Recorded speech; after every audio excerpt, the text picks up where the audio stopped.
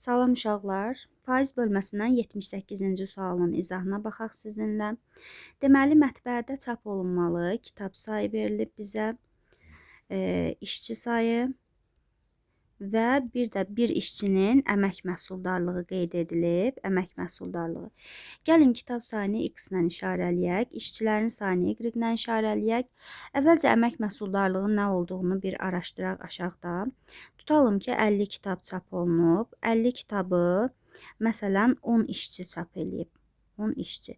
Burada bir işçinin neçə kitab çap elədiyini tapmaq üçün 50-ni 10-a bölmək lazımdır. Yəni bir işçi 5 kitab çap edib. Bu olur onun əmək məhsuldarlığı. Deməli, əmək məhsuldarlığını tapmaq üçün x-i y-ə bölmək lazımdır. Sualın davamında bizə deyir ki, kitabların sayını 50% artırsaq. Yəni, x-i 50% artırsaq olur 1,5x. Yeni işçilər götürülərsə, yəni bu y-in üzərinə yeni işçilər gəlirsə, məsələn, A-la işarələyirəm. Əmək məhsuldarlığı burada 20% artır. Yəni x bölünsün y 20% artır. 20% artımı 1,2 kimi göstərə bilərik.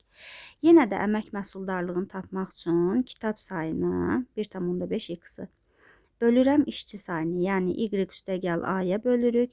Bərabər olur, əmək məhsuldarlığı 20% artmışdır. 1,2-yə vurulur. Buradan x-ları ixtisar eləsək və çarpaz vurub açsaq, 1,5y bərabərdir. 1,2y üstəgəl 1,2a-ya.